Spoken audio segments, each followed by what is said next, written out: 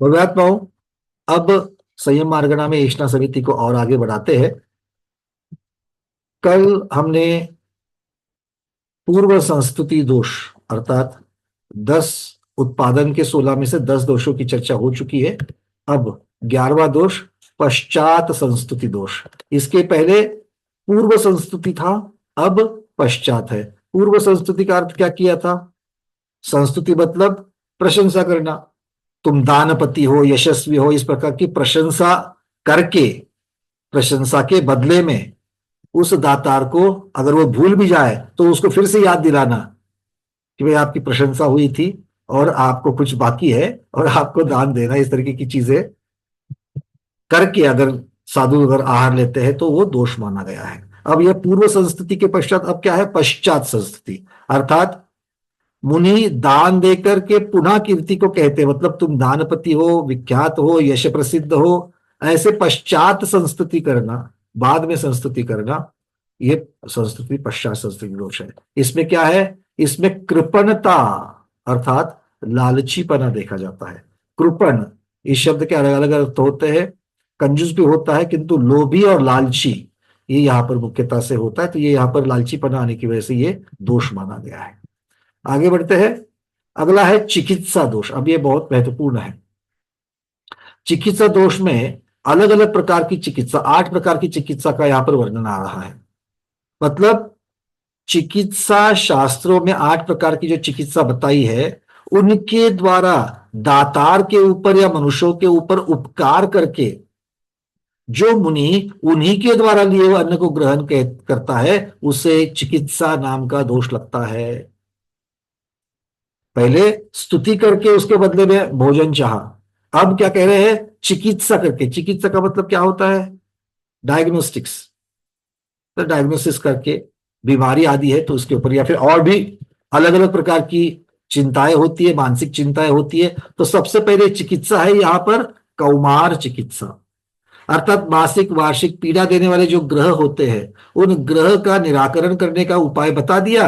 अब उस उपाय के बदले में चौका लगाओ या आहार दे दो। इस प्रकार से कुछ बदले में आहार दे दो। तो यहां पर किसके बदले में है? आपको ग्रहों की पीड़ा है, ग्रहों की पीड़ा के बदले में उसको, उससे बचने का उपाय क्या है वो उपाय बताकर उसके बदले में। देखो, ग्रहों, ध्यान से सुनना, ग्रहों की पीड़ा से बचने के लिए तीर्थंकर भगवान की पूजन करो, जाप पे दे दो, आराधना करो, ये बताना कोई दोष नहीं है। किंतु इसके बदले में आहार दान की याचना, ये दोष है। ठीक है? चेहरे से हाँ तो कहो। हाँ, मैं नहीं बता रहा हूं, जिनवानी माँ कह रही है।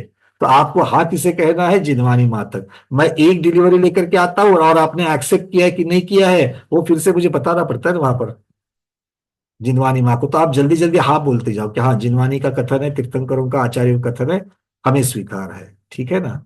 हाँ, मतलब ऐसा मत सोचना कि मैं आपको कोई LIC की पॉलिसी, इंश्योरेंस पॉलिसी बेचने के लिए आया हूं। कभी कभी ना आप लोग ऐसे चेहरे कर देते हो। मतलब मुझे कभी कभी प्रश्न होता है कि क्या करना है आगे, वेट करना है कि नहीं करना है। दूसरी है तनु चिकित्सा। अब तनु मतलब शारीरिक बीमारियां, ज्वर आदि दोषों का नाश करके तथा कंठ, पेट आदि का शोधन करने वाला, उनकी बीमारियां दूर करने वाला, उनके बारे में चिकित्सा करने वाला शास्त्र। उस शास्त्र से, उस ज्ञान से लोगों को उपाय बता करके उसके बदले में आहार की याचना। तीसरा है रसायन चिकित्सा। अब ये देखो कितनी सुंदरता और बारीकता से बातें कही है, और इसमें से हमें चिकित्सा शास्त्र के 8 प्रकार भी पता चलते हैं। तो ये तीसरा प्रकार कह रहे हैं रसायन चिकित्सा। आप सबको पता है कि हमारा शरीर जो है ये वात पित्त कफ, ये 3 प्रकार के रसायनों से बना हुआ है, पूरा केमिकल है अपना शरीर। तो इसमें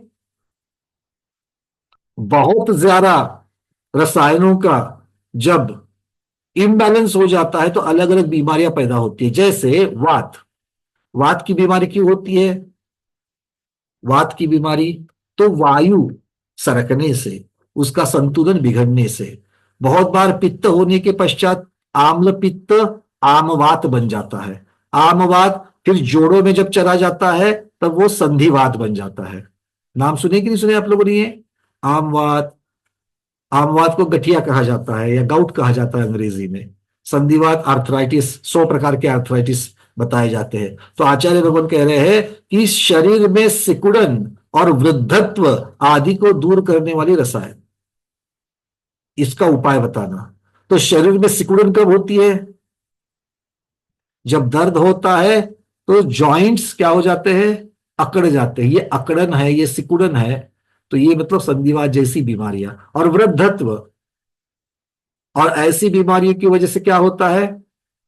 आपका घूमना फिरना कम हो जाता है, वजन बढ़ जाता है, एक जगह पर बैठ जाते हैं। मतलब जैसे कोई बूढ़ा शरीर होता है उस प्रकार का शरीर हमारा बन जाता है जल्दी। 10 बरस 5 बरस हम लोग जल्दी बूढ़े हो जाते हैं। जिनको बीमारियां है उनको पूछो, है ना। तो ऐसे ऐसे बीमारियों का इलाज बता करके उसके बदले में आहार लेना। इलाज बताना, हमारे आचार्यों को आयुर्वेद का, आहार विज्ञान का बहुत सुंदर नॉलेज है। अगर वो कोई बता दे इसके बारे में तो वो बताना दोष नहीं है, उसके बदले में आहार चाहना ये दोष है। चौथा है विष चिकित्सा। स्थावर जंगम कृत्रिम अकृत्रिम ऐसी विष की बाधा दूर करने का उपाय शास्त्र, ये कहलाता है विष चिकित्सा। इसके बदले में ऐसा कोई उपाय बता करके, विष उतरने का उपाय उपाय अगर बता करके आहार की याचना। भूत चिकित्सा, भूत पिशाच को निकालने का शास्त्र। भूत पिशाच होते हैं क्या? हाँ, ये व्यंतर वाली बाधा। ये व्यंतर वाली बाधा जो होती है, ऐसा कोई भूत और पिशाच नाम का कोई राक्षस नहीं बैठा होता है। ये सब हमारे ही कर्मों का खेला हुआ है। हमारे साथ जिनके साथ में हमारे अनबन है और वो देव पर्याय में व्यंतर आदि बन गए हैं, तो आकर के अपने अवधि ज्ञान से जान करके, या फिर निमित्त ऐसा अगर उनको कोई मिल जावे। क्योंकि व्यंतर कहाँ रहते हैं? व्यंतर कहाँ रहते हैं? हाँ, ज्योत्सना शाह दीदी, व्यंतर कहाँ रहते हैं? कुछ पता है एड्रेस? झाड़ पे। झाड़ पे रहते हैं, तो कहाँ रहते हैं? बखोल में झाड़ पे। हाँ, और बहुत अच्छा। पर्वत। भगवान की भाषा में कैसे कहेंगे इसको? वृक्ष आदि में निवास करते हैं, सरोवर आदि में निवास करते हैं, मध्यलोक में ही होते हैं, अधोलोक में भी होते हैं, मध्यलोक में भी होते हैं। तो ये इनका जो अवधि ज्ञान का जो क्षेत्र है, हमने अवधि ज्ञान में इसकी चर्चा की थी, तो उसके अपेक्षा से ये देख लेते हैं कौन क्या है। अच्छा, ये मेरा पुराना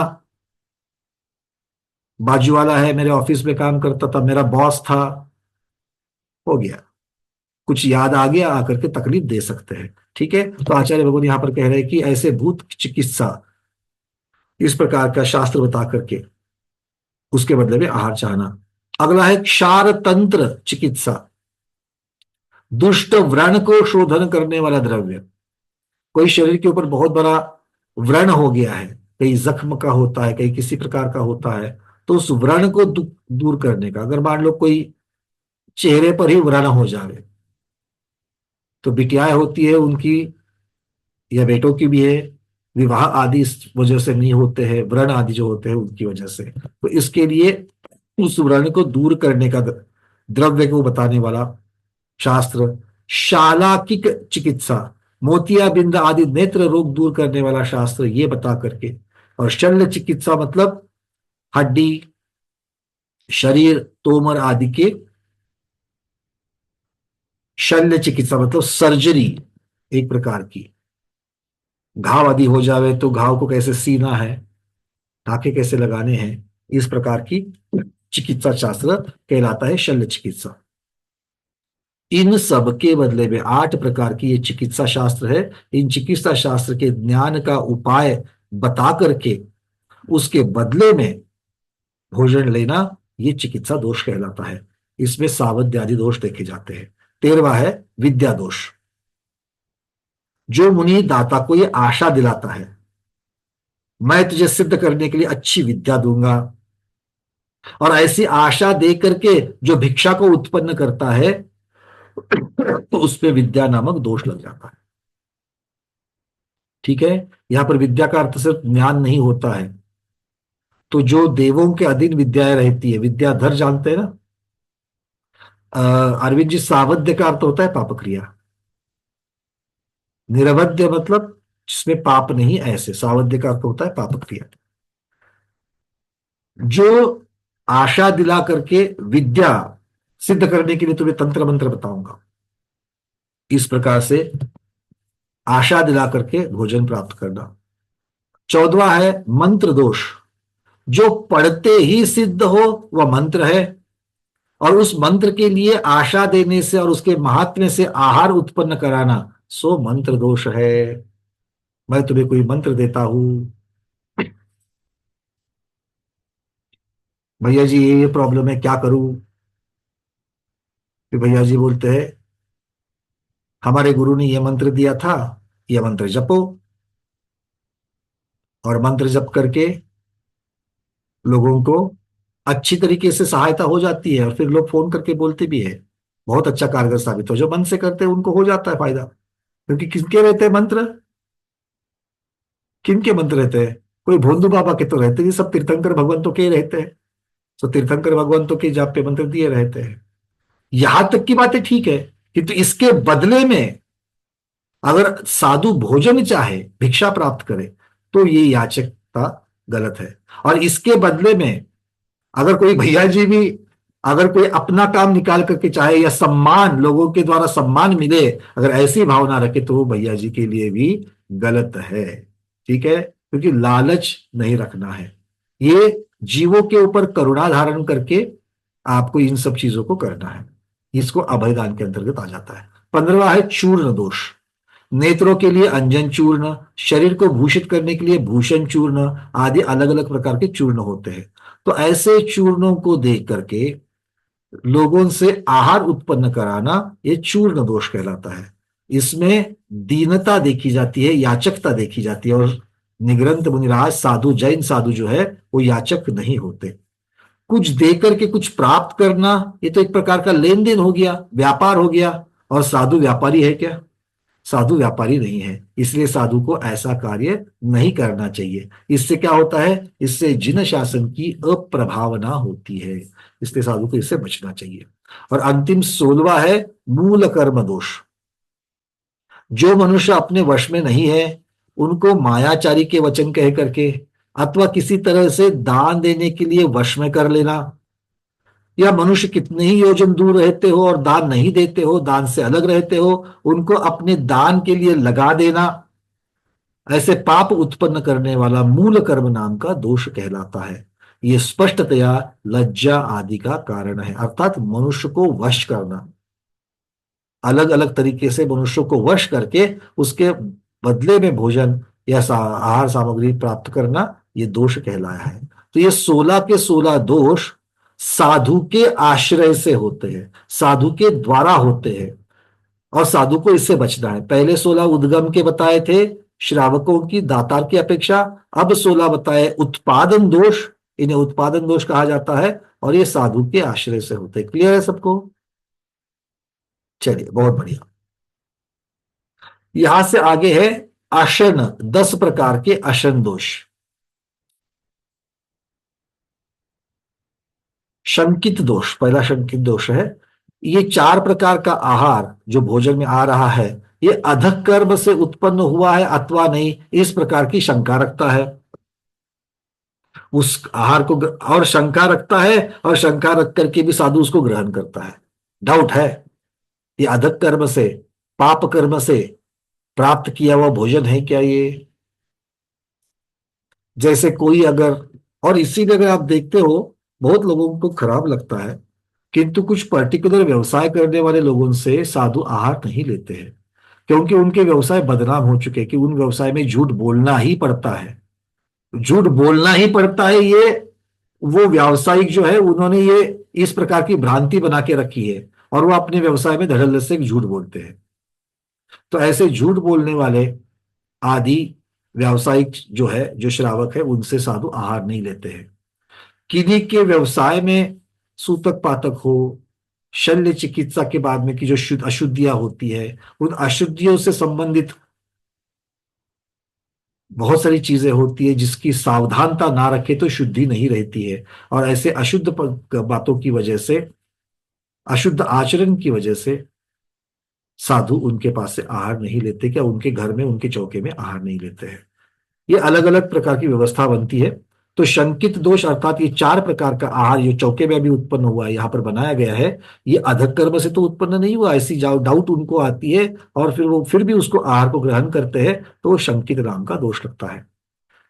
प्रक्षित दोष, प्रक्षित या मृषित नाम का जो दोष है 2 नंबर का, वो क्या है? जो साधु चिकनाई वाले बर्तन से या चिकनाई वाले हाथ से अथवा चिकनाई वाले चम्मच से दिए हुए आहार को ग्रहण कर लेते हैं, उनको प्रक्षित नाम का दोष लगता है। अब ये चिकनाई से परहेज क्यों है? आचार्य भगवान कह रहे हैं कि चिकनाई वाले चम्मच आदि बर्तनों में समूर्छन जीवों की उत्पत्ति की संभावना रहती है, इसलिए ये दोष माना है। बात समझ में आ रही है? नहीं? जो चौके में जाते हैं उनको समझ में आ रही है और वो लोग इमीडिएटली हाँ भी बोल रहे हैं। ठीक है ना? चलिए, चिकनाई वाले हाथ होते हैं, चिकनाई वाले बर्तन होते हैं, चिकनाई वाला चम्मच होता है, उसी से एक चीज दे दी, फिर उसी से दूसरे दिन वो बहुत देर तक, सुबह जब भोजन पका 7 सवा 7 बजे, उसके बाद में से वो चिकनाई वाला चम्मच वैसा ही पड़ा था, अब आहार देते हो तो वही चम्मच से आगे दे रहे हैं, तो वो 2 ढाई घंटे से जो चम्मच चिकनाई के साथ में बना हुआ है उसमें समूर्चन जीवों की उत्पत्ति होती है, इसलिए ऐसे चम्मच से आहार नहीं देना चाहिए। तीसरा है निक्षिप्त दोष। जो देने योग्य पदार्थ सचित्त पृथ्वी, सचित्त जल, सचित्त अग्नि, सचित्त हरित वनस्पति, सचित्त बीज अथवा त्रस जीवों पर रखे हो, ऐसे पदार्थों को जो लोग दान कर देते हैं, उनके सचित्त दोष को उत्पन्न करने वाला निंद्य, ऐसा निक्षिप्त नाम का दोष लगता है। मतलब पदार्थों का सचित्त वस्तुओं के साथ में संक्रमण होना, जैसे सचित्त पृथ्वी हो। सचित्त पृथ्वी कैसे हो सकती है? अगर ठीक से साफ सफाई चौके में ना रखी जाए और कहीं पर अगर काई लग गई है, जैसे बहुत बार क्या होता है कि जगह नहीं है तो चौके के अंदर ही बर्तन आदि को साफ किया जाता है बाद में, तो थोड़ा कोई एक कॉर्नर जो है वो इस प्रकार से बर्तनों को साफ करने के लिए रखा रहता है। अब उसी जगह पर आहार चल रहा है, छोटा किचन है और वहां पर काई लगी हुई है, और ये भोजन बनाते वक्त उसी को बर्तन को उठा करके वो उस काई वाली जगह पर रख दिया गया था, या कोई बर्तन धोने के पश्चात वहीं पर सूखने के लिए रखे गए थे जो काई के संपर्क में आ गए हैं। ऐसा होता है कि नहीं होता है? नहीं? अच्छा, घर में तो नहीं होता, बट जब कहीं पर आप रास्ते में विहार कर रहे हो, जगह कम है, बहुत छोटा चौका होता है, वहां पर इस प्रकार की चीजें जरूर होती है।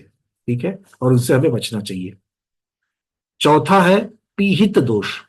जो सचित्त वस्तु से ढका गया है, जो अचित्त भारी वस्तु से ढका हुआ है, उसे हटाकर आहार देना, वह पीहित दोष है। हो सकता है कि यह शायद आजकल कम हुआ हो कि सचित्त वस्तु से ही ढका गया है। ढक्कन सचित्त हो सकता है, पहले संक्रमण की बात थी, अब ढक्कन ही सचित्त हो सकता है। कैसे? कभी कभी पहले पत्तों से आदि से भी ढका जाता था, आजकल बर्तन भी इस प्रकार का हो सकता है कि वो सचित्त हो चुका है। कैसे सचित्त हो जाएगा? अनछने पानी से उसको धो दिया और वो गीला है, तो सचित्त है कि नहीं है?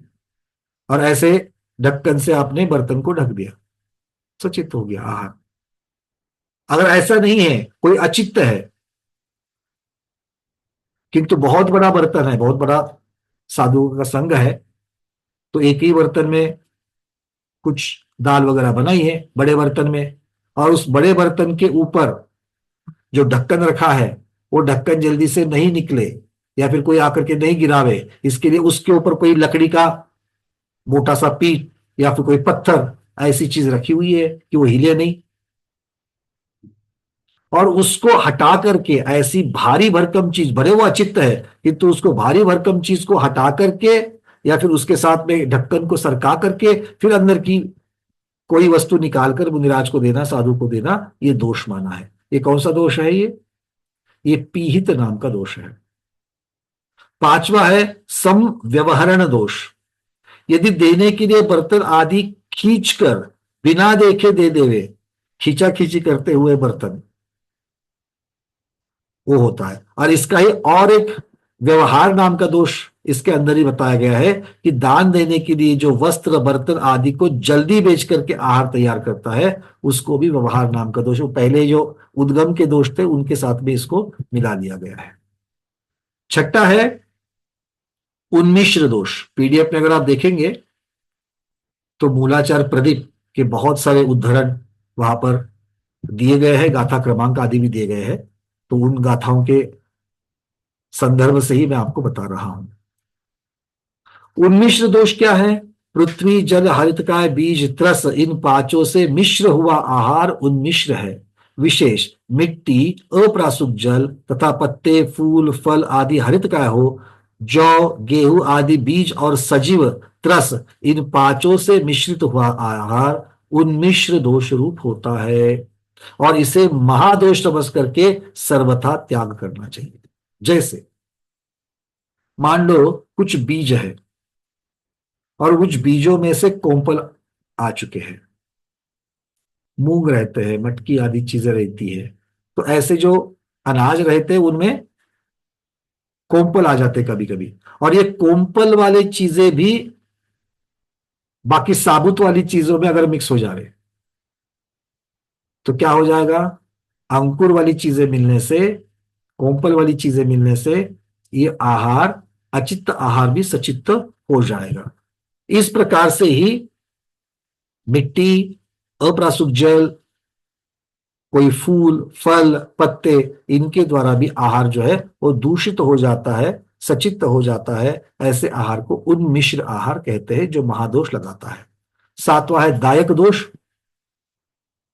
धाय, मद्यपी, रोगी, मृतक के सुतक सहित, नपुंसक, पिशाचग्रस्त, नग्न, मलमूत्र करके आए हुए, मूर्छित, वमन करके आए हुए, जिनके रुधिर बह रहा है, कोई वेश्या है, कोई श्रमणिका है, कोई तेल मालिश करने वाला या वाली है, अति बाला है या अति वृद्धा है, जो खा रही है, कोई गर्भिणी है, 5 माह के ज्यादा वाली कोई गर्भिणी है, कोई अंधी है, किसी के आड़ में खड़ी हुई है, बैठी है, ऊंचे स्थान पर या खड़ी या नीचे के स्थान पर खड़ी हुई स्त्री अगर आहार देवे तो दायक दोष कहा जाता है। किन किन से बचना है, बड़ी लंबी चौड़ी लिस्ट बता रहे हैं यहां पर। एक तो धाय, दूसरा मद्यपी, अगर मद्यपी महिला हो या पुरुष हो, जो भी हो, उन सबके लिए लग जाएगा। रोगी हो, मृतक का, मरण का सूतक पातक लगा हो, कोई नपुंसक हो, कोई पिशाच, और नपुंसक यहां पर द्रव्य नपुंसक की अपेक्षा से कह रहा है। पिशाचग्रस्त हो मतलब जिसको व्यंतर आदि की बाधा से ग्रस्त है, नग्नता के साथ में कोई दे रहा है, मलमूत्र करके आए हुए हैं, हाथ आदि साफ नहीं किए हुए हैं, मूर्छित, वमन करके आए हुए हैं, गिर गए थे मूर्छित या फिर वमन हो चुका है, वहां से आए हैं, रुधिर के साथ है, वेश्या है, श्रमणिका। श्रमणिका अर्थ क्या है? श्रम करने वाली श्रमणिका कहलाती है। तो ऐसी स्त्री जो कुछ श्रम के कार्य करने के लिए बाहर गई है, थकी मांदी है, पसीने से लथपथ है, ऐसी श्रमणिका यहां पर कंसिडर करना। अंधी है, खाती हुई है, तेल मालिश करने वाली है, अति बाला है, बच्ची है, अति वृद्धा है, खड़े होने के लिए नहीं आ रहा है, हाथ कांप रहे हैं, भोजन करते करते वैसे ही उठ करके आई है, गर्भिणी है, 5 माह की गर्भिणी है और उसके बाद की, किसी के आड़ में खड़ी हुई है, आधार लेकर के खड़ी है या आधार लेकर के बैठी है, अंधी है, ऊंचे, बहुत ऊंचे स्थान पर खड़ी है या नीचे के स्थान पर खड़ी है, तो ऐसी स्त्री आहार देवे तो उसके पास से दायक दोष हो जाता है। मुनि ऐसी व्यक्ति से आहार नहीं लेते हैं। फिर कहते हैं दायक दोष में ही कहा है, फूंकना, जलाना, लकड़ियां अग्नि में डालना, ढकना, बुझाना, लकड़ी आदि हटाना, पीटना आदि अग्नि का कार्य करना, लीपना, धोना करना, दूध पीते बालक को छोड़ करके अगर कोई आहार देता है तो दायक दोष लगता है। क्या क्या कह रहे हैं? चूल्हे में फूंक मारना, वो नली से फूंक मारते हैं। चूल्हा एक गैस वाले चूल्हे की अपेक्षा से नहीं है, वो लकड़ी वाले चूल्हे की अपेक्षा से ये वर्णन आ रहा है। उसमें चूल्हा फूका जाता है, फिर जलाया जाता है, लकड़ियों को डाला जाता है, ढकना, बुझाना, लकड़ी आदि का हटना, उनको पीट के टुकड़े करना आदि जो कार्य है, अगर ये करते हैं और ऐसा कर करके करते करते अगर आहार दे रहे हैं तो ऐसे आहार नहीं लेना चाहिए। ठीक है। अपरिणत दोष, आठवां है अपरिणत दोष, 10 में से ये आठवां है। तिल, चावल, चना, चावलों की भूसी और उस भूसी के धोने का पानी, गर्म पानी जो अब ठंडा हो गया है, हरड़ बहेड़ा के चूर्ण से अपने रस वर्ण आदि को बदल न सका हो, ये सब प्रकार के जल संयमी को कभी ग्रहण नहीं करने चाहिए। तिल का पानी, चावल का पानी, चने का पानी, चावलों की भूसी के धोने का पानी, गर्म करके ठंडा हो गया है ऐसा पानी, या जिस पानी में हरड़ बेड़ा का चूर्ण डालने पर भी उसका रस और वर्ण बदल नहीं गया है, ऐसा पानी साधु को नहीं लेना चाहिए। ठीक है। जिस जल का वर्ण या रस किसी चूर्ण आदि से बदल गया हो, ऐसा जल आंखों से अच्छी तरीके से शोधन करके परीक्षा करके संयमियों को ग्रहण करना चाहिए। तो किन किन चीजों का पानी नहीं देना है, आप लोग इसको देख लेना, पीडीएफ में भी लिस्ट दी गई है। अगला है लिप्त दोष। गेरू, हरिताल, सैलखड़ी, मैंशिल, गीला आटा, कोमपल आदि सहित जल, इनसे लिप्त हुए हाथ या बर्तन से आहार देना लिप्त दोष है। गेरू मतलब एक प्रकार की मिट्टी होती है, घर को मिट्टी के घर होते थे तो उसको कलर करने के लिए गेरू उपयोग में लाता था। हरताल, सेलखड़ी, मैनशील, गीला आटा, ये सब जो है ये इसी प्रकार की चीजें होती है, इससे लिपापोती की जाती है। इससे अगर जल संक्रमित हुआ है या हाथ भी अगर संक्रमित हुए हैं या बर्तन संक्रमित हुआ है तो उनसे आहार देना लिप्त दोष है। अंतिम 10वां दोष परित्यजन दोष।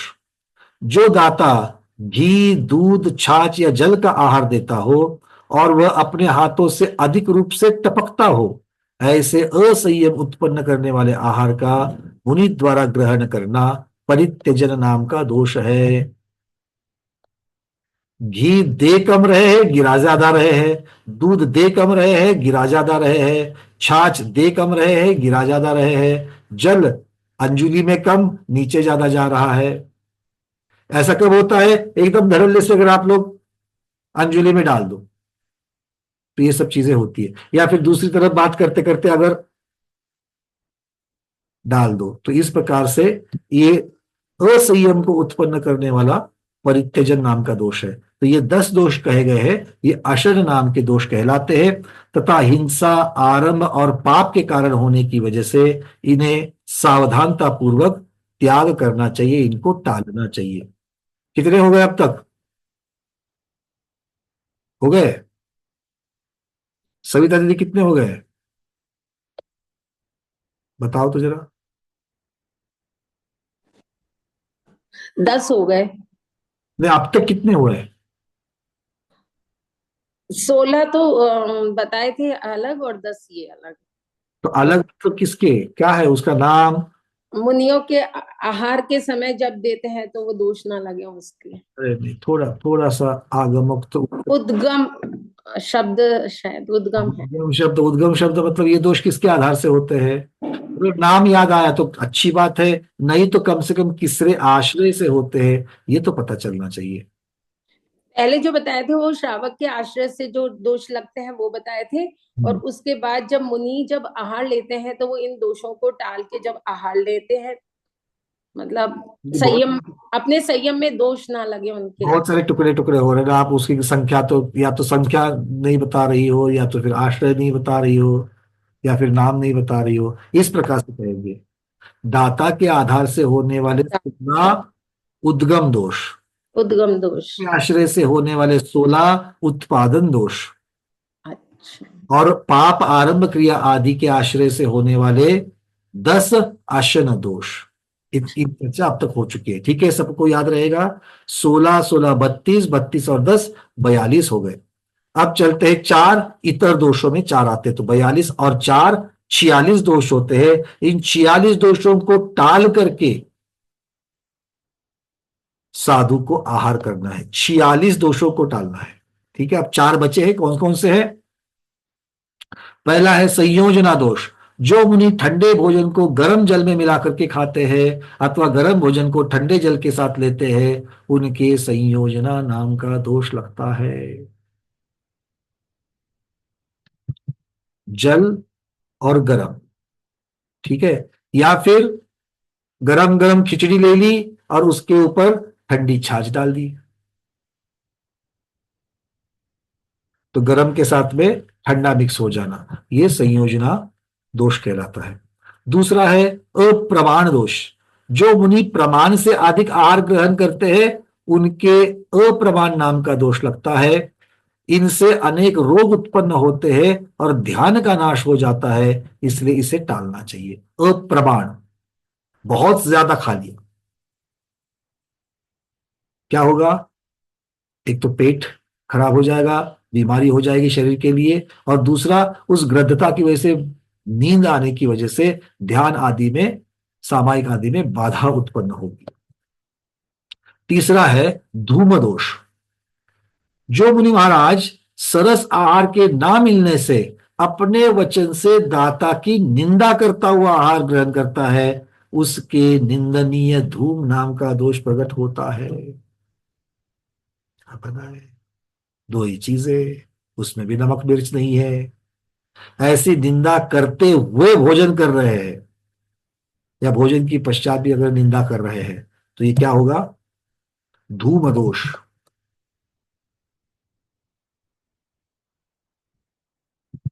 चलिए, अंतिम है अंगार दोष। अंतिम है अंगार दोष। जो मंद बुद्धि मुनि लंपटता से इतना आकुल व्याकुल होता है कि मूर्छित हो जाता है और आहार को ग्रहण करता है, उसके पापों का सागर ऐसा अंगार नाम का दोष प्रकट हो जाता है। मंद बुद्धि अज्ञानी है, लंपटता से, मूर्छित मतलब आकृष्ट होकर के।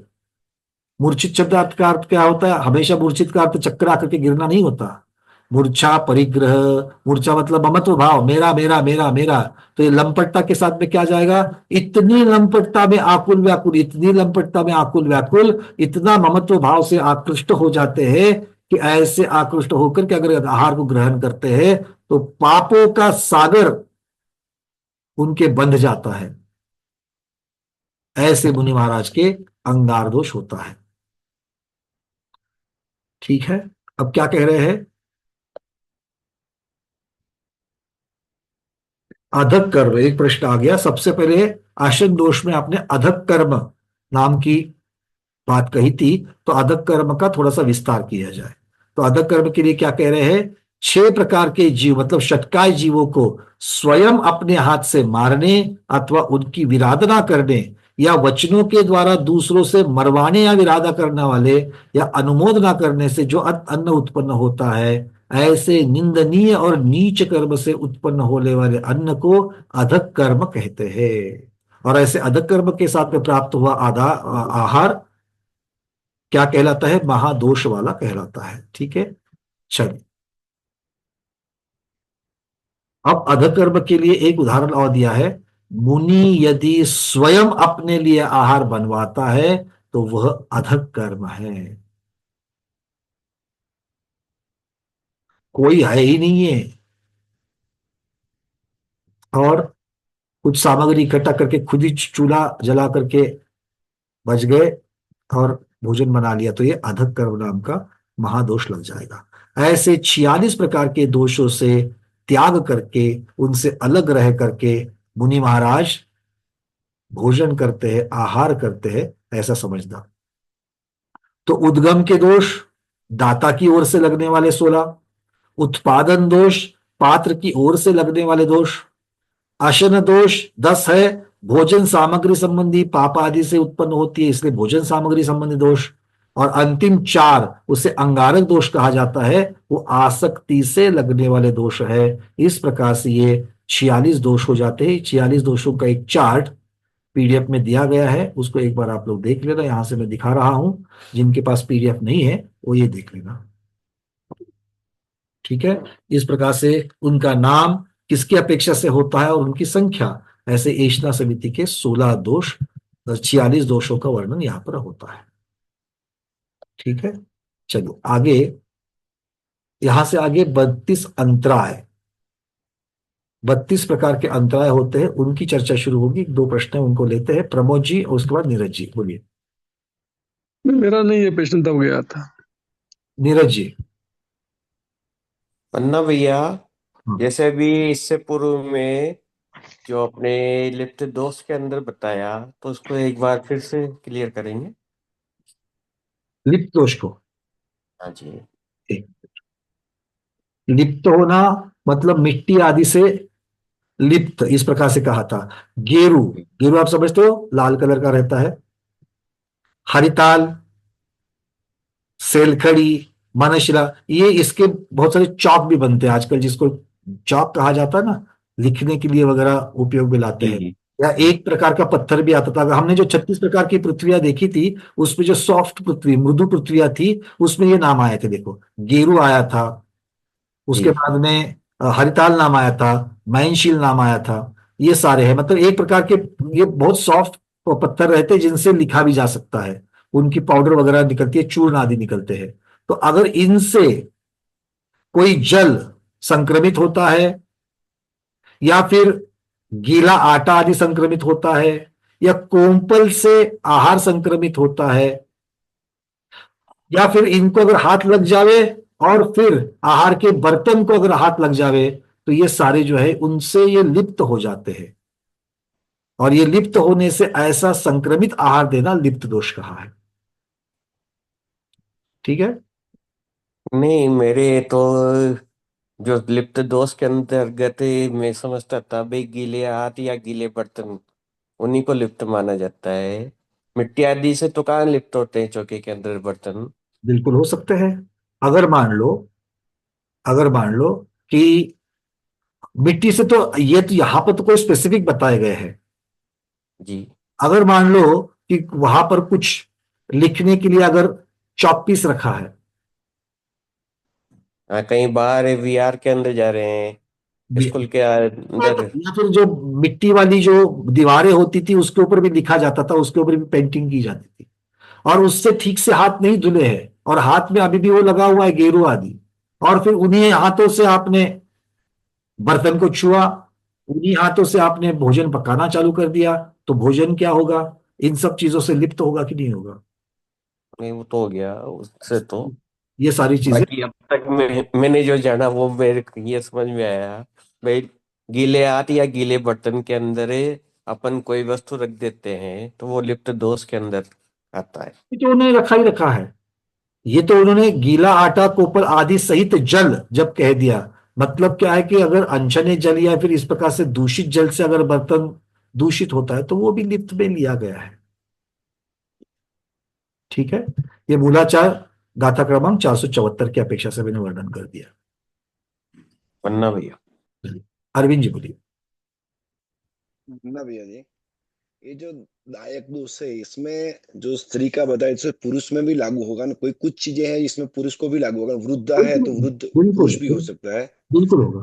तिल कल मालिश करने वाला ऐसा अगर जो है सूतक अग्रस्त है, रोगी हाँ है, मद्यपी है, मूर्छित होकर के आया है, वमन करके आया है, अति बाल है, अति वृद्ध है, यस। खाते खाते हाथ से आया है, अंधा है, किसी का आधार लेकर के खड़ा है, बस घर भी नहीं होगा, ये बात अलग हो जाएगी। और दूसरा ये जो अनशन दोष है, इसमें जो स्वयं वहरण दोष है, इसमें जो लिखा है बर्तन आदि को जल्दी बेचकर आहार तैयार करना। बेचकर मतलब बेचकर मतलब आपके पास पैसा नहीं है और आपने बर्तन को बेच दिया, पैसा ले लिया, फिर उसके द्रव्य से आ गया। जैसे पहले वाले 16 उद्गम दोष में भी इस प्रकार की चीजें आई थी।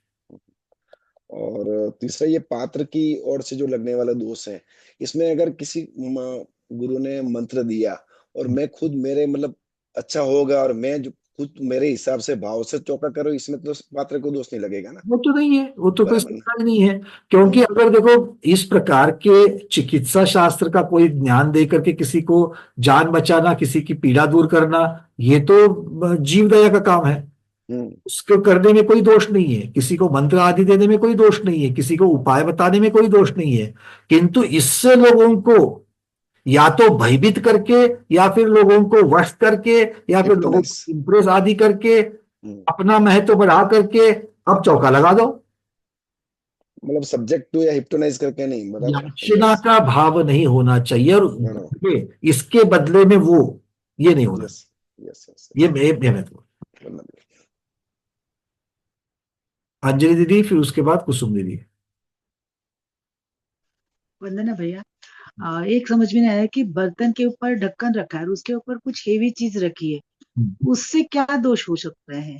बहुत बार क्या होता है वो हार क्यों नहीं ले सकते? पाएंगे उसको, ये देखो, ये इसको थोड़ा सा ना बड़े ब्रॉड इसमें समझ लेना कि बहुत कम बर्तन है एक तो, और फिर आपने रास्ते में कहीं पर आप जंगल, मतलब जंगल नहीं भी, इस प्रकार की जहां पर जगह कम है आदि, आपने बहुत सारे साधु हैं एक साथ, आप बड़े बर्तन में ही आपने चीजें बना दी, और ढक्कन जो है, ढक्कन गिर रहा था करके ढक्कन उसके साइज का नहीं, छोटा है तो आप बना करके उसके ऊपर आपने पत्थर रखा है। अब उसको सावधानतापूर्वक अगर नहीं खिसकाएंगे तो पत्थर भी तो दाल में गिर सकता है। जो उस हिसाब से मतलब उन्होंने यहाँ पर भारी भरकम चीज, सावधानता की अपेक्षा से उन्होंने कहा है, भारी भरकम चीज जो है वो उसके ऊपर नहीं होना चाहिए। ये इस तरीके से चीज है। दूसरा, गरम खिचड़ी आपने जैसे उदाहरण दिया कि गरम खिचड़ी के ऊपर ठंडा छाछ लिया, ऐसे तो महाराज कभी लेते ही नहीं है, तो इस हिसाब से कैसे बात हो सकती है? जो नहीं लेते बट देने वाले दे सकते हैं। तो वो उनको दोष कैसे लगेगा? फिर लगेगा तो श्रावक को ही। उन्होंने सावधानता नहीं रखी और अगर ले लिया तो खिचड़ी खाने योग्य, अब वार्म है भाई, ठीक है, और उसके ऊपर अगर छाछ दिया या फिर दूसरी चीज कोई दे दी तो भाई ठीक है, बट बिल्कुल गरम गरम है और उसके ऊपर डाल दिया, तो इस प्रकार के बहुत गरम और ठंडा, इनका कोई संक्रमण करके नहीं देना है, ये कह रहे हैं। ऐसी तो बहुत सारी चीजें हैं कि जिनका मिला मिला करके नहीं देना चाहिए। इसके ऊपर मुझे गुरुदेव समाधिस्थ गुरुदेव क्षमा सागर जी महाराज की एक प्रवचन याद आ रहा है। बोले चौके में जाने के बाद पे वो सामने वाला दातार इस प्रकार से हमें हमें मतलब साधुओं को बताता है कि महाराज जी इसमें ये मिला करके खाइए, बड़ा सुंदर, बड़ा स्वाद आएगा, इसमें ये मिलाओ, उसमें वो मिलाओ, बढ़िया से स्वाद आ जाएगा। बोले आप वहां पर बता रहे हो, यहाँ पर मिलाया जा रहा है, बढ़िया स्वाद आ रहा है, और वो मिलाने से बढ़िया आश्रय भी हो रहा है कर्मों का। तत्वार सूत्र के प्रवचन के ऊपर ही इस प्रकार की चर्चा बहुत सुंदर उसमें उन्होंने उदाहरण देकर के कहा था। मतलब आसक्त हम रहते हैं, वो तो बैरागी है, फिर उनको भी हम वापस खींचते हैं। ये बना करके देख, अरे महाराज जी जरा भी रुको, इसके ऊपर थोड़ी सी रबड़ी डाल देता, होता है। अरे मान लो सूखे मेवे का कोई लड्डू हो, या फिर मान लो कि वो मूंगफली और गुड़ का लड्डू बना करके लाया है, महाराज जी रुकिए, थोड़ा सा वो सूखा हो जाता है, उसके ऊपर थोड़ी सी मलाई डाल देते, उसके ऊपर थोड़ी सी रबड़ी डाल देते। खाने के भाव सामने श्रावक को जितना लजीज करके खाने के उसको आदत है, वो उस तरीके से महाराज जी के ऊपर भी थोप देता है, तो रुको इस प्रकार से कर देते हैं। ठीक है, चलिए। विरुद्ध अन्न भी एक साथ नहीं देना चाहिए। चलिए, जैसे नमकीन है और दूध के कोई पदार्थ है, खीर आदि है, तो इनको एक साथ नहीं देना चाहिए। इससे क्या होता है, त्वचा के रोग हो जाते हैं, और हम लोगों को भी नहीं खानी चाहिए। विरुद्धान्न जो होता है उससे त्वचा रोग होते हैं। कुसुम दीदी।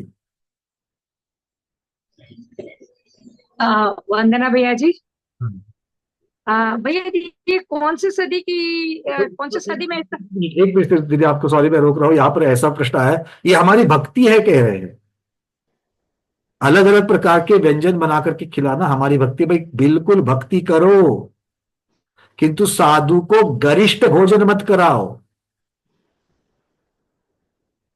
कि जिससे आकुलता बढ़े। साधु को भोजन किस लिए कराना है, उनके रत्नत्रय में साधक सहायता होवे। आप ज्यादा मीठा आदि खिलाओगे तो सामायिक होगी क्या, ध्यान होगा क्या, झपकी आ जाएगी।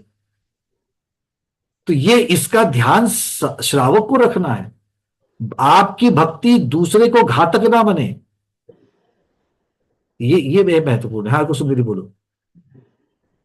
भैया जी ये कौन सी सदी का वर्णन है, ऐसे कुछ होता, क्योंकि गेरू है ये सब तो पहले अपने कमरे को लीपते पोतते थे। ये देखो जहां पर मिट्टी के बर्तन आदि होते थे, उस मतलब मिट्टी के दीवारें आदि होती थी, कितना हमने हाँ, तो बचपन में देखी है। तो कितना पीछे जाओगे, 40 साल पहले, 45 साल पहले, 50 साल पहले भी इस प्रकार के, 30-40 साल पहले भी आपको इस सब की, इस प्रकार के घर दिखाई देते होता थे, था।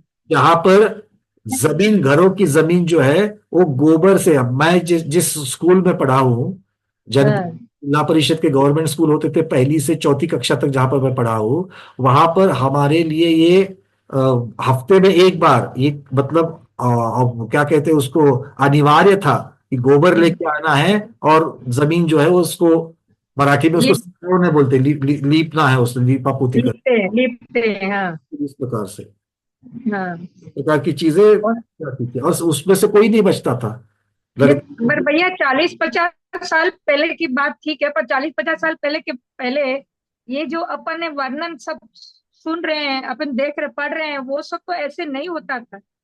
देखो बहुत सारी चीजें हैं कि नहीं नहीं ऐसा नहीं, लोगों के प्रमाद को ऐसा मत सोचो कि पुराने लोग अगर व्रतिक थे तो उनमें प्रमाद नहीं था, प्रमाद सब जगह पर कूट कूट करके भरा था। हाथ की सफाई रखना, बहुत सारे काम कर रहे हो तो ये हर बार हाथ धोना, एक चीज को हाथ लगाया फिर हाथ धोया फिर दूसरी चीज को हाथ लगाया, इतनी सावधानता और इतना पेशेंस प्रमाद की वजह से नहीं रहता है। और ऐसे तो सभी जमाने में थे, ऐसा नहीं कि आज ही है और पहले प्रमाद नहीं थे, प्रमाद तो कूट कूट के भरा था। इसलिए ऐसा नहीं कि ये पहले नहीं था, बिल्कुल था।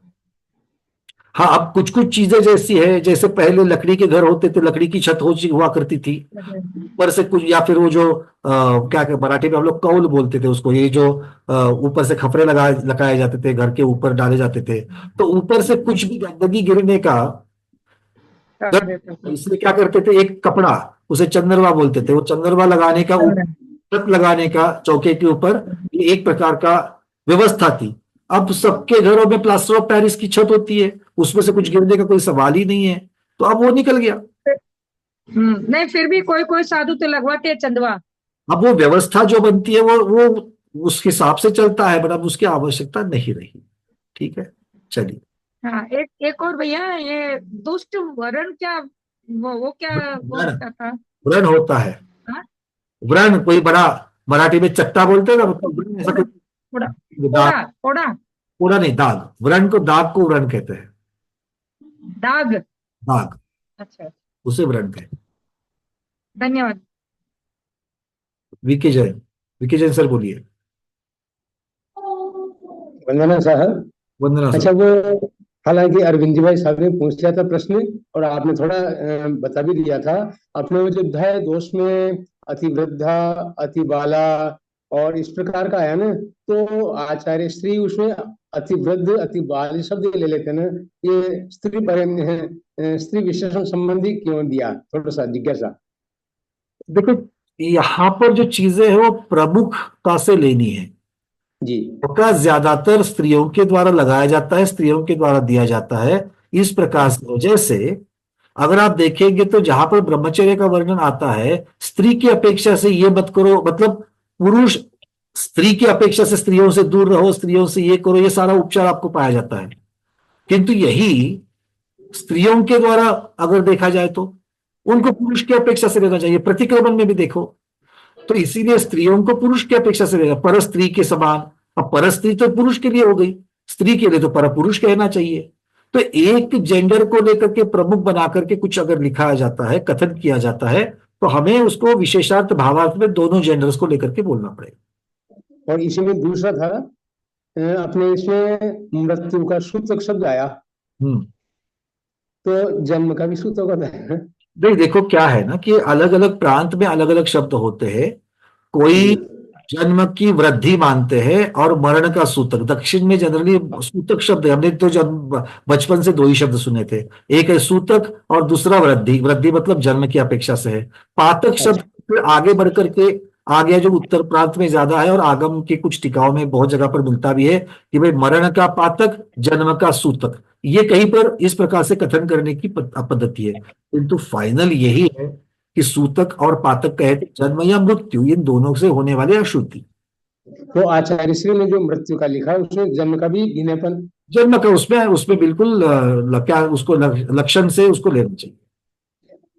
ठीक है बंधनाकार जी, बिल्कुल लेना चाहिए। अब अशुद्धि की बात चली तो सारी अशुद्धियों की, स्त्रियों वाली महावारी की अशुद्धि है वो भी उसको वहां पर आ जाएगी। ठीक है, चलिए नीरज जी, उसके बाद कुसुम दीदी कलकत्ता, फिर वनीता दीदी। वरना भैया हाँ, जैसे बहुत सी बार चौके के अंदर की बात बता रहा हूँ, सभी गृहस्थ लोग बैठे हैं तो उस अनुसार कोई बार साधु ज्यादा आ जाते हैं तो अपने द्वारा जैसे रसादी में जल मिला दिया जाता है या दाल वगैरह में पानी मिला दिया जाता है ये गर्म पानी करके, और ये सब्जी वगैरह को भी पतला कर दिया जाता है, तो वो भी दोष में आएगा फिर। दोष आया था इसके पहले, अगर हम लोग देखेंगे दातार की अपेक्षा से तो वो दोष आता है, दोष ही बताया है उसको। भाई वो परिपक्व नहीं हुआ तो एक तरह से। आप भैंस जो है, देखो अगर आपने 2 मुनियों के लिए बनाया है और 3 मुनि आ गए, 4 मुनि आए, तो जितना बना हुआ है उनको उन चारों में बंटवारा करके दे देना। नहीं, बहुत सी बार ये सबके लगे, ये भी भाव होता है ना। देखो आपने जो शब्द उपयोग में लाया ना कि ज्यादा साधु आ गए, साधु तो बिना पड़गान के आएंगे ही नहीं। नहीं नहीं, वो तो पड़गान करने भी आएंगे, लेकिन बहुत सी बार कोई भी वस्तु कम होती है तो उसको बढ़ाने के चक्कर में अपन ऐसा कार्य कर बैठते हैं। बढ़ाने का चक्कर के मतलब पीछे हमारे में ये नहीं कहूंगा कि लालच आदि है, हमारे पीछे तो भाई सब लोग तृप्त होकर के जाए, अच्छी तरीके से भोजन हो, ये भावना है। किंतु कभी कभी भोजन कम हो सकता है, किंतु इसके लिए हम लोग इस प्रकार की चीजें ना करें कि भाई दाल में पानी बढ़ा दिया या जल में रस में कुछ मिला दिया, ये संक्रमित दोष आ जाएंगे सब। हाँ, वो एक तरीके से साधु के लिए उपयोगी नहीं रहा, कुल मिला के आपको सबसे पता है मोटी कि बात आपने ये। 2 साधुओं के लिए आपने सब विभाग किया गया है, 2 ही साधुओं का परिधान करना है, 2 ही साधु को लेकर के आना है चौके में। जी जी, वरना भैया। हाँ, अगर उसके पश्चात अगर मान लो कोई दीदी भैया लोग अगर भोजन करने वाले तो उनके लिए तो फिर और गुरुदेव का आहार होने के पश्चात, मुनि महाराज माता जी का आहार होने के पश्चात और भी थोड़ा सा भोजन बना करके फिर भैया जी दीदियों को भी खिलाया जा सकता है, इस प्रकार से भी हो सकता है। कुसुम जी, कुसुम दीदी। बाद में भैया दीदी के लिए बन सकता है, मुनि महाराज के लिए तो मुनि महाराज के लिए जो बना हुआ है वही देंगे। कुसुम दीदी अनम्यूट कीजिए। वंदना भैया। हाँ भैया ये अपन जो वर्णन इतने दिनों से हम लोग सुन रहे हैं, हम लोग बराबर चौका भी लगाते हैं, तो पढ़कर ऐसा विचार करते हैं तो ऐसा लगता है बहुत दोष लगते हैं, क्योंकि पॉसिबल ही नहीं होता है। उसमें अगर साधु का संग बड़ा है, हमारे 8-10 साधु है और सब साधु की खाने में किसी का कोई त्याग है, किसी का कोई त्याग है, कोई थोड़ा ठंडा पसंद करते हैं, कोई थोड़ा गर्म पसंद करते हैं, कोई बाद में हाथ गर्म, मतलब बहुत तरह की ऐसी विधियां हैं जो पॉसिबल ही नहीं हो पाती है। ठंडा में गरम, गरम में ठंडा, जानते हैं नहीं मिलाना चाहते, मिलाते हैं उबला वही ठंडा है, लेकिन उसमें आहार देते हुए तुरंत मांग लेते, तो अब जल्दी क्या करें, तो उसमें थोड़ा बड़ा मिला के दे देते हैं। तो मतलब बहुत परेशानियां तो होती है, दोष है वो मानते हैं, लेकिन पॉसिबल नहीं है। आप परसों बोले कि आहार के बाद में सामान नहीं आना चाहिए, कई बार ऐसा होता है साधु जी महाराज श्री उड़ गए 9 बजे, डाब वाला पहुंचा 9:15 अब वो डाब आएगी तो अंदर लेनी पड़ेगी, डाब अपन तुरंत निकालते हैं, पहले निकाल के रखते नहीं है। कई चीजें ऐसी होती है, रस भी अच्छा देना चाहते हैं तो बाद में निकालना चाहते हैं, बिहार हो रहा है अंदर के अंदर निकाल के फ्रेश दे दें, ये कांच के बोल में भरते, कई चीजें समझ में नहीं आती, पॉसिबल नहीं लगती। आपके सारे उत्तर छुपे हुए हैं। अब डाब वाला लेट आ गया मतलब व्यवस्था निकल गई, तो ये व्यवस्था जो हो रही है, और मान लीजिए आपके चौके में व्यवस्था अगर 2 साधु की होती है तो 2 साधु का ही आहार होना चाहिए, वहां पर चौके कम है करके साधु ज्यादा आएंगे, या फिर एक ही चौके में अगर ज्यादा साधुओं का आहार करना पड़ रहा है तो अव्यवस्था तो होनी होनी है। नहीं, समाज का चौका होता है ना, जैसे एक ही चौका है सब साधु, फिर से वो वही की व्यवस्था में दोष नहीं लगता है। बात वही आ गया, समाज का चौका मतलब क्या हो गया, सामूहिक चौका, संख्या कम साधु ज्यादा, एक साधु के पीछे व्यवस्था बनाने वाले अगर उतने लोग हैं तो फिर और उस तरीके से व्यवस्थापन किया गया है, ये गर्म पानी है, ये थोड़ा सा कम गर्म पानी है, ये रखते हैं वैसे ही। तो उसमें से फिर और फिर होता क्या है कि आहार देने के लिए सब उठ जाते हैं, या फिर एक आध व्यक्ति पीछे रह जाता है, फिर उसके ऊपर पूरा लोड आता है, फिर आप जो कह रहे हैं कि वो बातें बनती है और फिर वो अव्यवस्था होती है। मैं कहने का मतलब ये है कि आपने इम्पॉसिबल शब्द लगाया ना, नहीं इम्पॉसिबल नहीं, पॉसिबल। इम्पॉसिबल मतलब यह है कि हमने समझ लो 20 मंगाई, बहुत कम हो गई, बहुत बाद में आ मुश्किल गई। होता है, बहुत मुश्किल होता है। आज की जो व्यवस्था बनती है उसमें ये मुश्किल होता है, मैं मानता हूं। और इसी की वजह से और इसके सबके पीछे शब्द प्रमाद है। आज की जो व्यवस्था जो है प्रमाद, प्रमाद में किसको कह रहा हूं? एक साधु का आहार व्यवस्थित होने के लिए, आगमुक्त होने के लिए जितने लोग, जितना क्षेत्र, जितना द्रव्य ये चाहिए, और फिर बड़े बड़े संघ जब आ जाते हैं तो इनकी व्यवस्था में अव्यवस्था होती है। और अव्यवस्था क्यों हो गई? क्योंकि उतने लोग नहीं, ये लोग क्यों नहीं आए? तो लोग ज्यादा हो जाते हैं कम ये भी अव्यवस्था है, ये भी प्रमाद व्यवस्था तो ज्यादा होने से हो जाती प्रमाद है। क्योंकि जितने लोगों ने भोजन पकाया उस चौके में, और आहार देने के लिए कितने लोग खड़े हैं, है, और लोग आ जाते हैं। प्रमाद की वजह से है। क्योंकि वहां पर आहार देने की लालच है, मैं शब्द लालच लगाऊंगा, भले प्रशस्त हो, तो ये सही प्रमाद बात। नहीं आ जाएगा। कई बार ग्रास पे अपन सामान देते हैं, हमारी दाल गर्म है, ज्यादा गर्म है, तो हम लोग ग्रास पे साधु लेते हैं, तो वो मतलब अपन तो अच्छा गर्म थोड़ा रखना चाहते हैं ना, पानी में रख करके सामान रख देते हैं भी गर्म रहे। अब देते समय कभी लगता है तो भी ग्रास के ऊपर देते हैं, तो वो दोष थोड़ी है। ये इन्हीं चीजों को अगर आगम जिस चीज को दोष कह रहा है, देखो मैं फिर से उसी को प्रैक्टिकल, हम जिसे प्रैक्टिकल परेशानियां कह रहे हैं कि भाई ये होता है, और ये होता है मतलब कि इसमें मतलब इसको सचमुच में कितना भी कम करने का प्रयास करो तो भी होता है, ये मैं मानता हूं।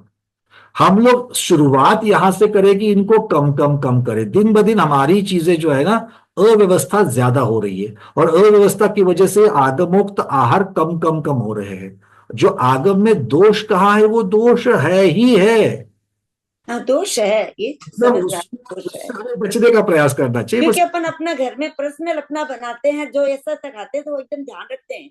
वही आपने बहुत सही बात की। अब आपका पर्सनल घर का चौका कहो, या फिर अगर मान लो समाज का भी कहेंगे, तो भी क्षेत्र, साधु की संख्या चौके में आने वाली, और आहार देने वाले, बनाने वाले, और फिर जो दे रहे आहार, और फिर बैकफुट पे, जैसे कंपनियों में जिस प्रकार से काम चलता है कि फ्रंट एंड पर आगे मिल करके कोई काम करने वाले रहते हैं, और बैक एंड ऑफिस में कुछ उनके लिए सपोर्ट का काम चलते रहता है।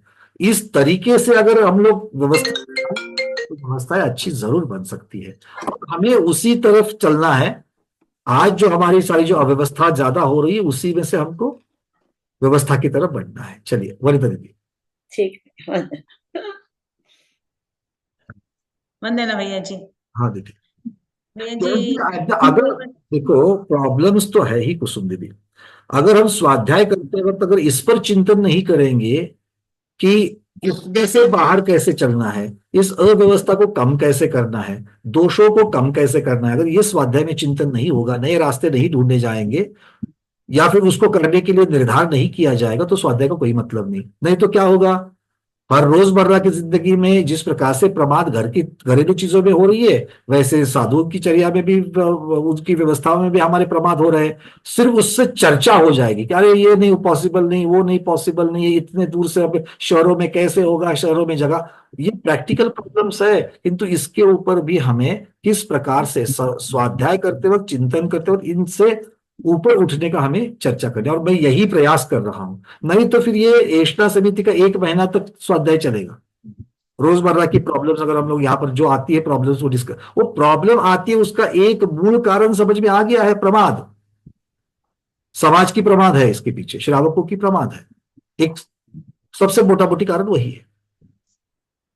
और प्रमाद के कारण चौका लगाने वाले वही है। जब भी साधु आते हैं उन्हीं के ऊपर जिम्मेदारी होती है, अरे वो है ना वो लगाएंगे चौका, वो है ना वो लगाएंगे चौका। तो ये जो परिस्थिति बनती जा रही है, अब वो जो हमेशा चौका लगाते उनके पास भी कभी ना कभी तो प्रॉब्लम होती होगी, उनके घर में भी तो कोई परेशानियां होती होगी।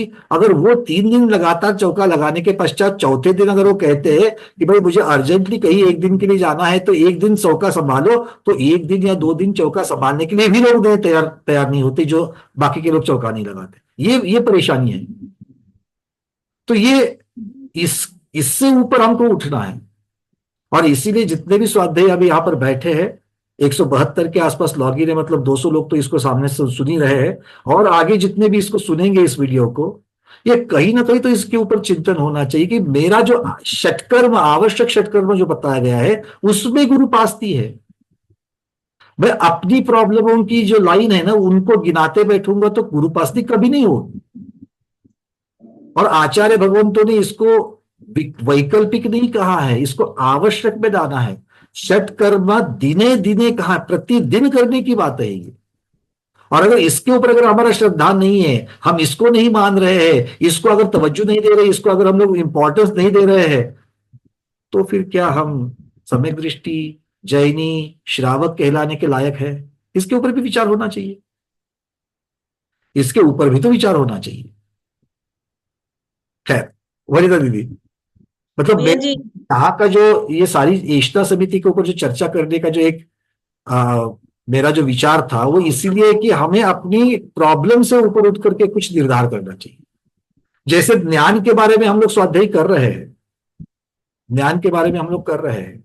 अरे यहाँ पर पुणे के नजदीक में एक यवत करके जगह है, वहां पर एक आचार्य श्री ने इस प्रकार की व्यवस्था बनाने का प्रयास, प्रेरणा दी है लोगों को कि एक ऐसे लोगों का, क्योंकि आज हमारे यहाँ पर दक्षिण में कहने से मैं अपने शहर की बात करूंगा, बहुत जगह पर यह हो रहा है कि निग्रंथ गुरुओं के विहार करने के लिए साथ में चलने वालों की संख्या नहीं है। तो उसके लिए विहार करना है तो सुबह 6 बजे जल्दी जल्दी विहार, और वो भी थोड़ा सा विहार करते फिर साधुओं को लेके जाना पड़ता है, और 2 लोग साथ में चलते हैं, एक झंडा लेकर के, एक कमंडल लेकर के। तो ऐसे लोगों की वहां पर जो अपने ही समाज के हैं और उन्हें नौकरी जॉब आदि नहीं है, ऐसे बहुत युवक है हमारे पास, तो उनके लिए वहां पर द्रव्य की व्यवस्था करते हुए फिर वो विहार में चलेंगे। द्रव्य की मतलब उनको सैलरी नहीं दी जाती है, इसके बदले में कुछ नहीं दिया जाता है, बट उनके लिए एक व्यवस्था बनती है, वो व्यवस्था के भागी है, और व्यवस्था के भागी करके विहार करके जाते। तो कल जो बात उठी थी, आहार के लिए भाड़ोत्री लोगों को, किराए के लोगों को ला करके आहार बनवाया जाता है, आहार दिया जाता है, क्या ये सही है? अरे सही और गलत का फैसला तो उसी दिन हो गया जिस दिन ये व्यवस्था बन गई। व्यवस्था क्यों बनाई पड़ रही है ऐसे? और हर कोई आकर के खुद की ऐसे तो कोई करने वाला नहीं है, तो उसके लिए कुछ ना कुछ तो आपको व्यवस्था बनानी। व्यवस्था का नाम क्या है? मजबूरी। और ये मजबूरी क्यों बन रही है? ये प्रमाद की वजह से बन रही है, समाज की प्रमाद है ये पूरी की पूरी। लाखों करोड़ों की जो समाज हमारी है, उसमें 1700 साधु है। इच्छीधारी कितने हैं? 1700 है। अगर 1700, और 1700 में से तो मैं कहता हूं कि आधे से ज्यादा की तो व्यवस्था ऐसी बढ़िया से बढ़िया होती है इस कृति की अपेक्षा से। अब बचे आधे, उनकी अपेक्षा से अगर ठीक से अगर समाज कार्य कर ले, इसके ऊपर कोई कार्य कर ले तो हो जाएगा। चलिए विजयलक्ष्मी दीदी जल्दी से प्रश्न, उसके बाद नीरज जी अंतिम प्रश्न, फिर आगे बढ़ेंगे। अंतराय का वर्णन। विजयलक्ष्मी दीदी अनम्यूट करना। मुनि दो मुनि है, तो उसमें से एक मुनि नमक खाते और एक नहीं खाते, तो उधर 2 चौके रहते हैं। तो फिर लोग क्या करते, बिना नमक का खाना बनाते, और जो महाराज पड़ गए तो फिर बाद में नमक मिलाते, तो दोष होता है कि बाद में मिक्स व्यवस्था है, बिल्कुल ये ठीक है, इसमें क्या दोष है? नहीं, आपने बोला बाद में कुछ मिलाना नहीं एक्स्ट्रा। मिलाना नहीं है, इसके ऊपर भी तो ध्यान दे दो, कुछ भी नहीं मिलाना, ऐसा थोड़ी होता है। अच्छा, तो उसका दोष नहीं लगता है, वो बाद में नमक मिला है। आपने किसी चीज के ऊपर से नींबू डाल दिया, ऊपर से मान लो आपने कोई थोड़ा सा नमक डाल दिया, हो सकता है कि कहीं भूरा डाल दिया ऊपर से। ऐसी चीजों को मिलाने का ये विरुद्ध क्रम नहीं, विरुद्ध अन्न मिलाने के लिए वहां पर मना कर दिया है।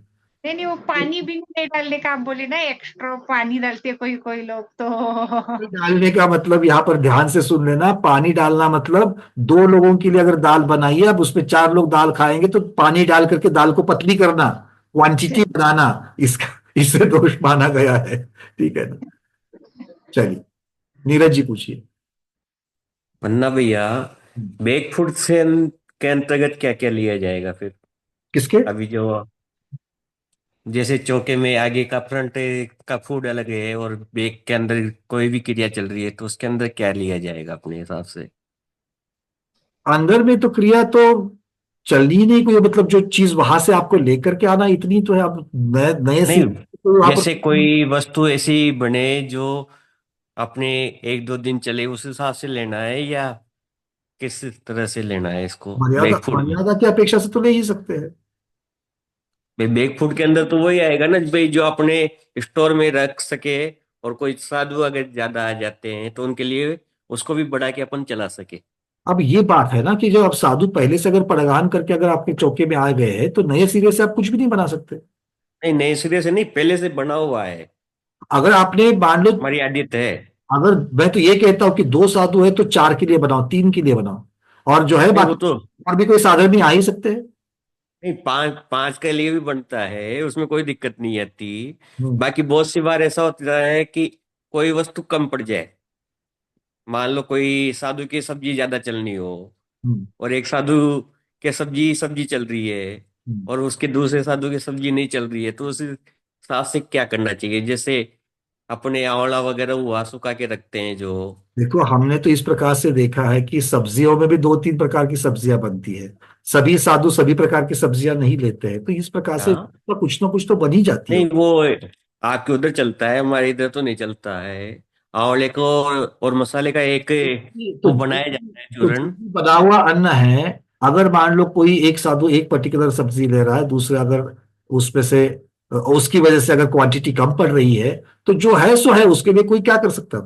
क्या उसके लिए सोल्यूशन क्या है? नए सिरे से बनाया नहीं है, और जितना बना हुआ है उतना पर्याप्त है, उतना पर्याप्त में खिलाएंगे। जी जी। उससे दूसरा कुछ नहीं कर सकते। बैक फूड इसलिए में कुछ भी आगम के विरुद्ध नहीं जाकर के और कुछ नया करे, ये नहीं होगा।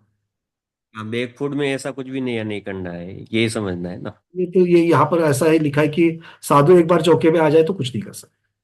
जी जी, पन्ना भैया। ना तक बताया कि बने बनाए लड्डू अगर ऊपर रखे हुए तो उसको भी निकाल करके नहीं दे सकते, गिरने का भय है। चलिए अरविंद जी, अंतिम प्रश्न, फिर नहीं, अंत मैं खाली जस्ट मैं ये बोलता था कि जो टेबल जो बना है ना 46 दोष का जो, हम्म। इसमें जो अंगारक दोष है इसकी जगह इतर दोष आएगा जो हेडिंग तो दिया है। अंगारक मतलब इतर दोष को अंगारक कहा गया है। ठीक है ठीक है। सविता दीदी।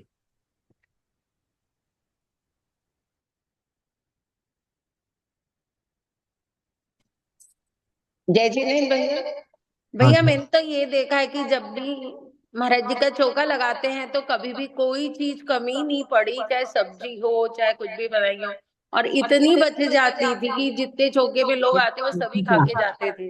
अच्छी बात है। प्रश्न क्या है?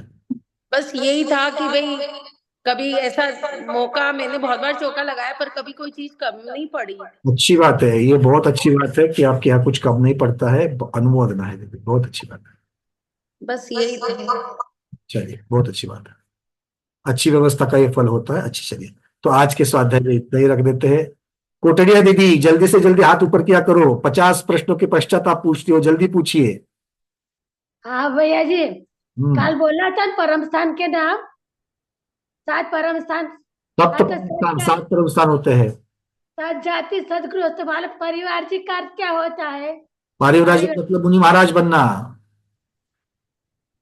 दीक्षा लेना। दीक्षा। ठीक है, बहुत बढ़िया।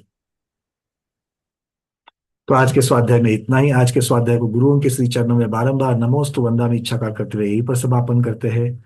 जैनम जयतु शासनम, जैनम जयतु शासनम, जैनम जयतु शासनम।